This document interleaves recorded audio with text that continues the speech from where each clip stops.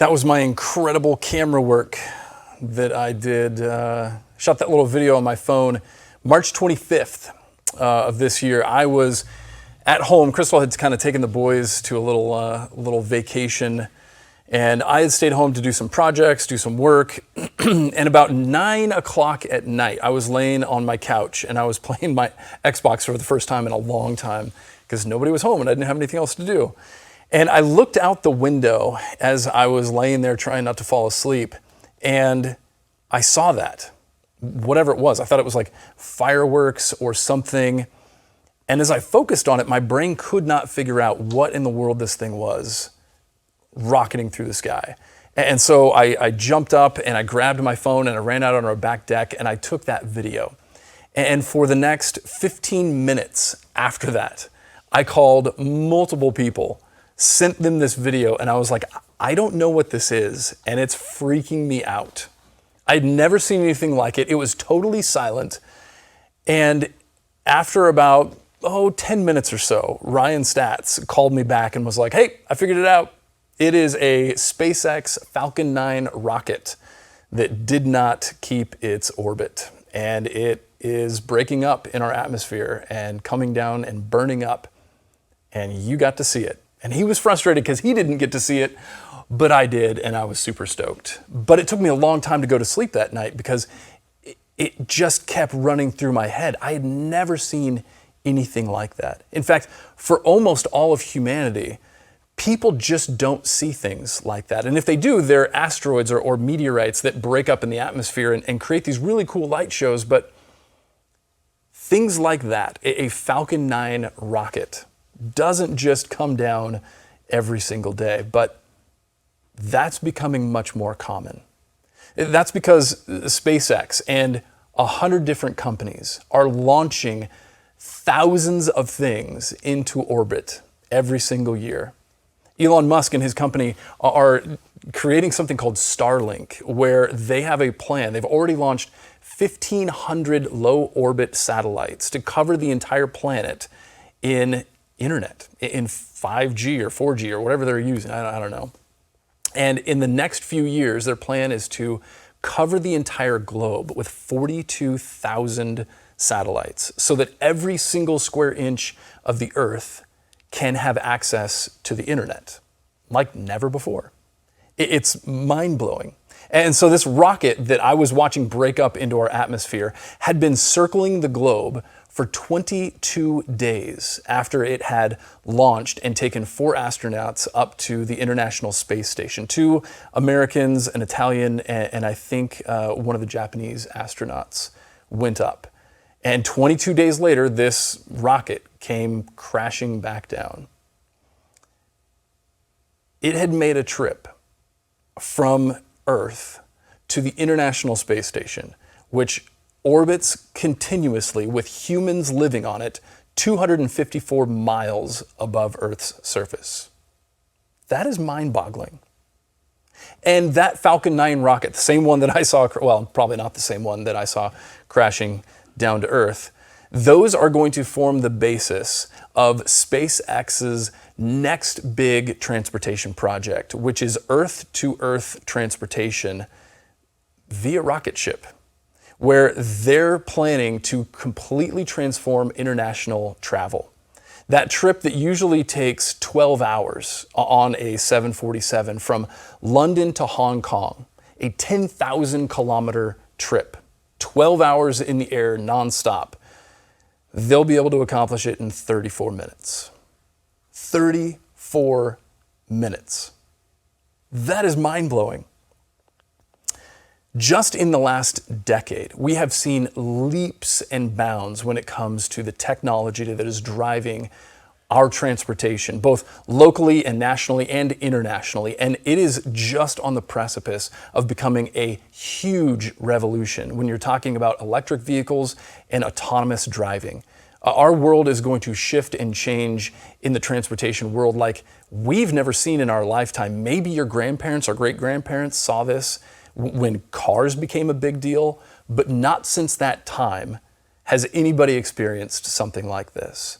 And when you look at the overall technology that humanity has begun to develop just in the last 100 years, in compared to the rest of the history of our entire species, it is really impressive. And so tonight, in this series called Real Good News, my hope is to give you a little bit of a glimpse at just some of the things that are worthy of being excited about, of being grateful and thankful for when it comes to technology, and how that can translate into the way in which we and the Holy Spirit works in and among humanity in the coming future. So we're going to start where I always enjoy starting and where I think everybody should start, and that is looking back at history for just a little bit of perspective. So here's some quick facts that I hope will be helpful when you look at the life that you're currently leading and compare it to the people that came before us. So let's start with literacy. The ability to read and write your own native language or the language of anybody. For almost all of human history, the literacy rate has been below 10%. In 1800, we broke into the double digits for the very first time globally, and it was a milestone. 90% of the world's population still could not read or write, but 10% could, and that was a big deal. Today, we're sitting at 80%. 80%. That's massive. Light sources, these beautiful LEDs that are shining right in my face, nicely so, has been revolutionized in ways that we can't really fathom. The cell phone that you carry in your pocket has a flashlight on it that is stronger than any sustainable light form that any human had ever witnessed other than the sun until the year 1835. There was nothing brighter that humans had ever created that could be sustained. That's your cell phone flashlight. In 1835, the arc lamp was invented, and it was the precursor to Thomas Edison's light bulb, and that was revolutionary. The reality is that most humans, for the entire existence of our species, have lived in darkness once the sun went down. And it was incredibly expensive to have any form of light after sunset. You could burn a fire, sure, but those usually didn't go very well in your house, and it was hard to read by. In 1750 BC in Babylon, in order to have 1 hour of 1 lumen of light, you would need to use a sesame seed oil lamp, and they were very expensive. It would take you 50 hours of human labor in order to have a single hour of light. 50 hours for 1 hour of light after dark. In 1800, tallow candles, they took about 6 hours to make for 1 hour of light. In 1880, kerosene lamps became the big thing, and they dropped that time to just 15 minutes for 1 hour of light.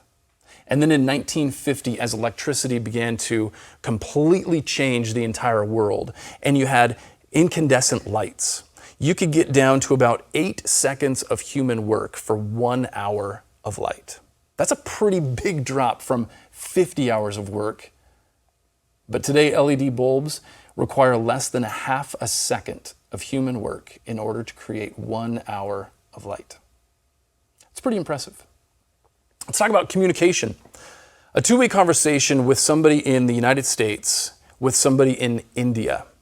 For most of humanity, but let's just pick the 1800s because, shipfaring and all that fun stuff, it would take you 4 months in order to have a two-way conversation. In 1975, a 10-minute conversation with somebody in India would cost you $10 in long-distance fees. And today, because of the internet, a 10-minute conversation costs you less than a penny. The odd thing is the entire existence of all human knowledge can be instantly accessed for free by almost anyone on the planet in less than a fraction of a second.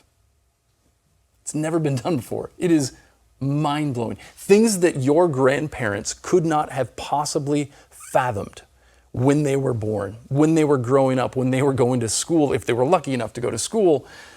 This future wasn't something they could have even possibly imagined. Let's jump into computers.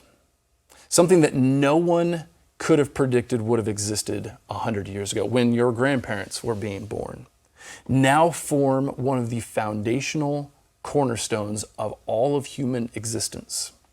Computers make up more things than we can possibly imagine. And they keep getting more and more impressive. Intel's 1971 4004 processor, their chip that they were creating in 1971, it contained 2,300 transistors on a 10,000 nanometer chip. That doesn't mean much to most people, including me. But last year, in November, Apple announced their M1 processor. And instead of 2,300 transistors, it contains 16 billion on a 5 nanometer chip. Not a 10,000 meter, a 5 nanometer chip. That is a 54 billion fold improvement in 50 years. 54 billion fold. In 1992, it would cost you $222 to buy 1 million transistors in your computer. Today, that would cost you less than a penny. This is my USB charger that I keep next to my bedside table, unless my boys steal it to charge their Kindles and hide it somewhere in the house. And I don't notice until it's 11 o'clock and I'm fumbling around in the dark trying to figure out why my phone isn't charging. This wall charger is more powerful by far than every single computer used to land the first men on the moon. I never think of this thing. It is close to worthless to me. And it is dozens of times more powerful than the computers that we use to land people on the moon. This is my iPhone. It's the iPhone 11. It's a year and a half old now, and I mean, it's not terrible, but it's definitely not the most cutting-edge phone on the market. It is 250 million times more powerful than those computers that were used to land men on the moon. Not that I could use it to land anybody on the moon, but that's how powerful it is. And I carry it around in my pocket every single day, and you carry one around in your pocket every single day. And you have access to more technology and more power than anyone in the world had 30 years ago. It is mind-blowing, and it is continuing to grow at a faster and faster rate, exponentially growing. And nobody really knows where it's going to end. There are a ton of theories, but they're all a little weird. They all seem way too insane to actually be true. And yet, if you were to tell people the world that we live in now, when your grandparents were born, nobody would believe you. It was not physically possible. Hard drives.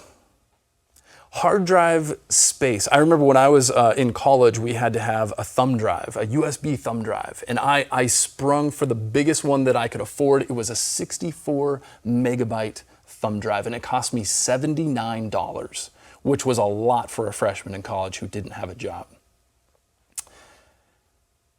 64 megabytes is literally nothing now. I would throw that away in the trash as if it was the packing material that I got a new anything with. It's garbage.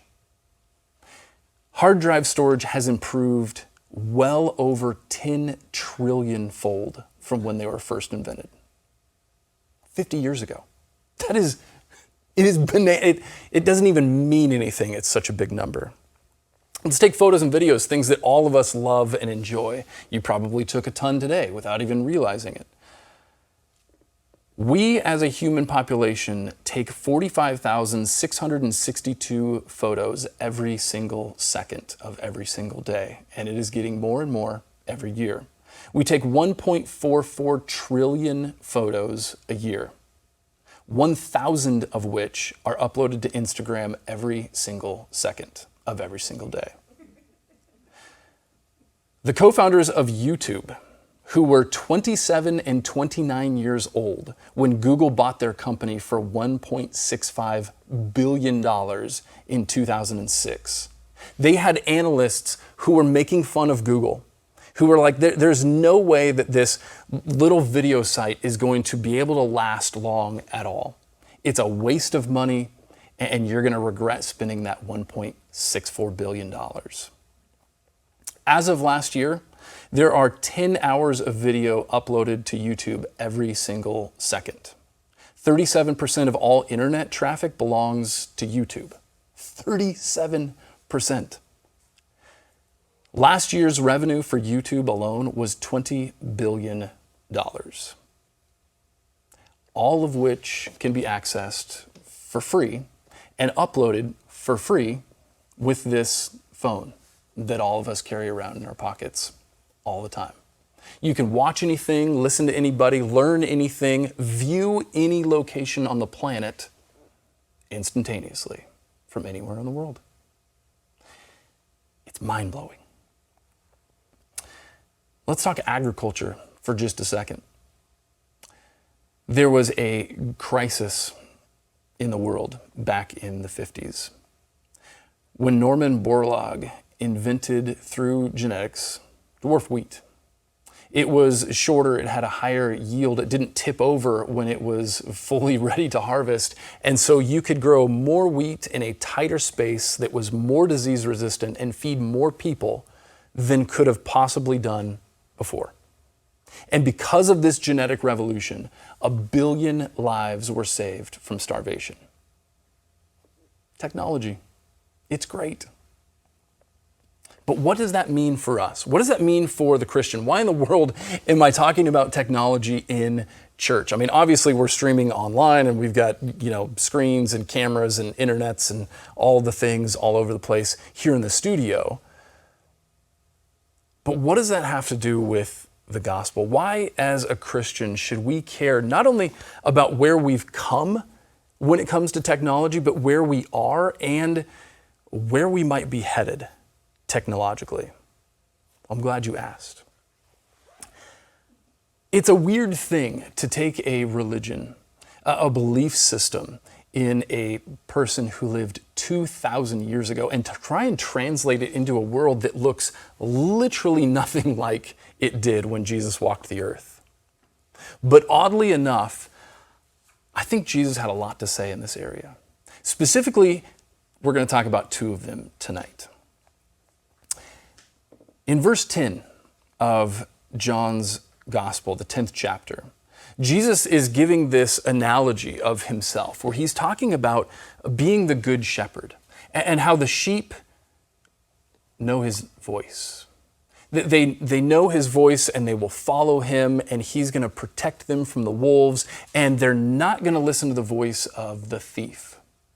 That he's the gate, he's the one that protects them, and he's going to lead them into pastures and all of this stuff. And in verse 10, Jesus gets to this verse. The thief's purpose is to steal and kill and destroy. My purpose is to give them a rich and satisfying life. Or as the New International Version translate it, I have come that they may have life and have it to the full. Now, I love this verse. I love any verse that talks about hope and something to look forward to, and that there is something in the future, something that Jesus is promising us that is going to be worth looking forward to.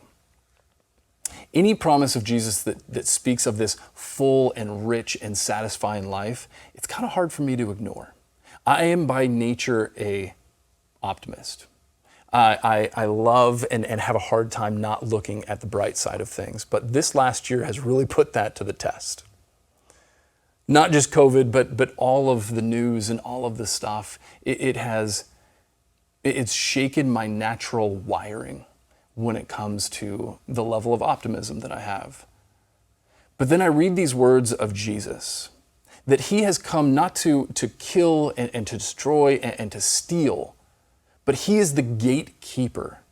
And his job is to give us life and to give it in the full, to give us a rich and a satisfying life. And so when I read that, I look around and I look at the world and I look at technology and I think, oh my gosh, if any time in the world is going to give us an opportunity to live a rich and satisfying and abundant life, now is it.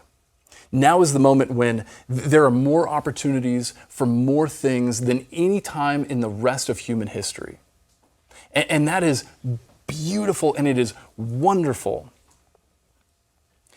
But the problem is we seem to be busier than we've ever been, more scattered. And we seem to be far more stressed than at any point that I've ever been aware of. This abundant life that we're living right now seems like it might be too abundant for many people. There's just too much. And so what does Jesus mean in this analogy? What is he talking about when he's saying, this abundant, rich, satisfying life? What does that look like in Jesus' eyes?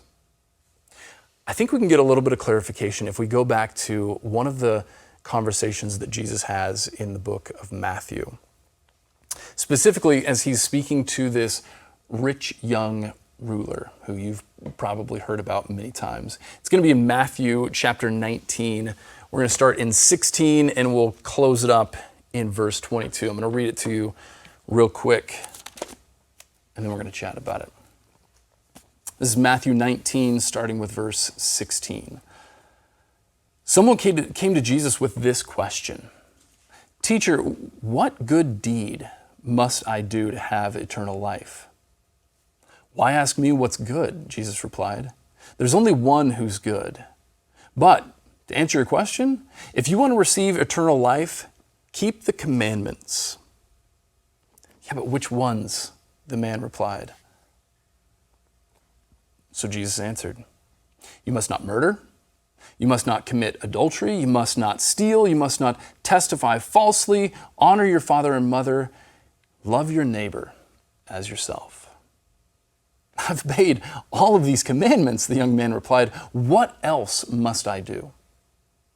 And so Jesus told him, if you want to be perfect, go and sell all your possessions and give the money to the poor, and you'll have treasure in heaven. And then come follow me. Now, when I read this, when I've read it, because I've read it a lot, being a pastor and teaching on it from time to time, it's very hard for me to read this and not focus on that final interaction where the man says, okay, hey, I've done all that, but what else? And Jesus then tells him to go and sell all of his stuff and give it all to the poor and then follow him. That seems like the culmination point. The real point of any sermon that should be teaching on this should really focus right there. But what I noticed is that I miss all of the commandments that Jesus talks about. And when I was studying this week, I found some interesting patterns. One in particular that I think you might notice as well. And I wanted to go over them tonight in light of technology, which, give me a second. It might make sense in a little bit. It might not. I don't know. Let's give it a shot. What I noticed when Jesus was going through these very specific commandments, because he doesn't name all of them, he names a few very specifically. He starts out with don't murder people. I think we can all agree that of all the commandments, especially the ones that Jesus focuses on here, that's probably the easiest one that we can all agree probably shouldn't do that. In fact, most of us probably haven't broken that commandment. Don't murder people. Okay, that's a low bar. We can all step over that. Not a big deal. Don't commit adultery. Okay, little bit higher bar, a little bit more difficult, a little more temptation there, although sometimes, that murder thing sounds pretty good too. I think we can all agree that adultery is terrible. And though so many of us fall to it, it's not as if God cannot forgive you, but the destruction that is left in the wake of adultery is profound. Not just for the two that participate, but for their families and for their friends. And the ripple effect of adultery is immense.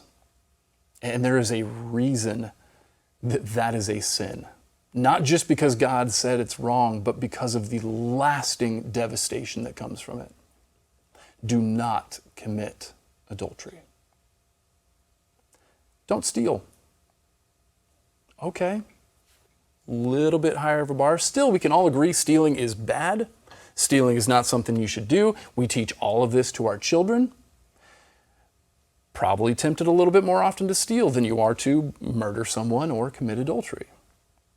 There's probably a reality in your life that you've experienced what it's like to be on the opposite end of somebody stealing from you. You've probably had your car broken into, or maybe your apartment or your house. There is a special kind of anger that rises up in you when you walk to your truck after youth group on a Wednesday night and you found that somebody smashed your window in and stole your stereo again.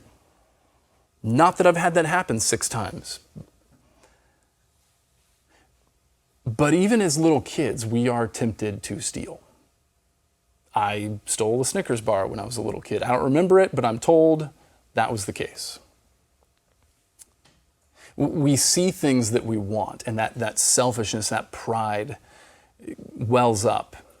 They'll never miss it. It's not that. We are more tempted than the others to steal. It's a little bit higher bar. Don't steal. Don't lie. Okay, now that bar is starting to get up a little bit higher. Don't exaggerate. Don't try and make yourself look better or skirt the truth in order to get out of some situation that you've gotten yourself into. Do not bear false witness. It is something that is so natural to us. It's something that comes so easily, we don't even really think about it. The little things that just make us look a little bit better in everybody else's eyes, at least our eyes. And lying to ourselves seems to be the easiest person to lie to. But it destroys trust. It betrays the people that you're speaking to. And it causes a ton of issues. But man, that bar is definitely higher, isn't it? I think all of us, hopefully, can say that we haven't failed at that first bar. Don't murder somebody. And then adultery is just a little bit higher, and stealing's a little bit higher, and lying, okay, now that's one that I've definitely tripped over a couple of times in the last couple days. Don't lie. Honor your parents. Okay. What does that even look like? Not only is that just a totally different bar, but this one starts to get kind of confusing because not everybody has parents who are worthy of honor. What does that even look like, Jesus? What if my parents aren't worthy of honor? How do I do that? This isn't as clear cut. It's not as easy as the others are. Those are pretty black and white, easy to understand lines. This one gets more complex. Honor your parents. Love your neighbor. And now we've come to it. We've come to the L word. We've come to the thing that all of Jesus' morals, all of his ethics, everything that he talks about, all of it revolves around this single word, this one big idea. The idea that he says all of the law and all of the prophets can all be hung on this single thing. Love your neighbor as yourself. That's it. That's the ball game. And that bar, That bar is very high, and it is very complicated. There is no clear cut, do this, don't do that, when it comes to loving your neighbor. It's complex. It's difficult. Who is my neighbor? Apparently it's everybody. What does love look like? I don't know. It depends on your situation.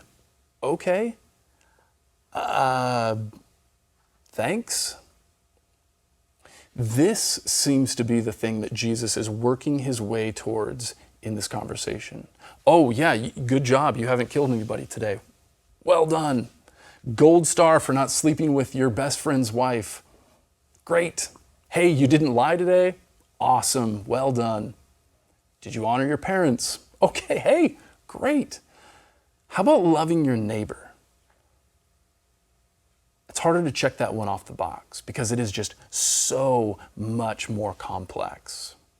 Because love looks different depending on the situation, depending on the person, depending on who you are and what you have available to you. And there's so many different variables.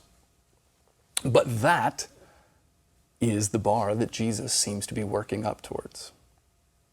Now, this thing was written 2,000 years ago in a world that we can't imagine, and now we're reading it in a world that they couldn't imagine. We have a hard enough time trying to interpret laws that were written about copyright infringement 50 years ago because they just don't work in the age of the internet. And if we have a hard time reading laws that were written 50 years ago, how much harder is it to read something that was written 2,000 years ago? And yet somehow this ethic, this moral, this bar that Jesus set remains timeless. And it's still as complicated today as it was 2,000 years ago.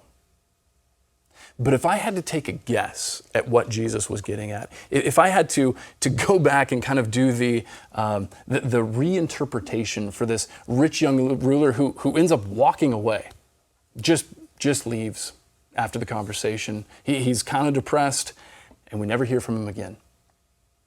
If I had to catch him in a block or two and pull him aside and debrief him on what he had just experienced, you know what I think Jesus was trying to get at? You have been given an incredible gift. And we don't know if this guy had worked for it and really earned it. We don't know if he had inherited it. We don't know if he had stolen it. We have no clue.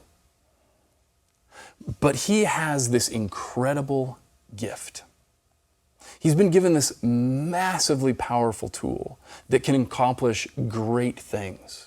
It can do wonderful things. But you've been using it for yourself. You have not been looking anywhere but here.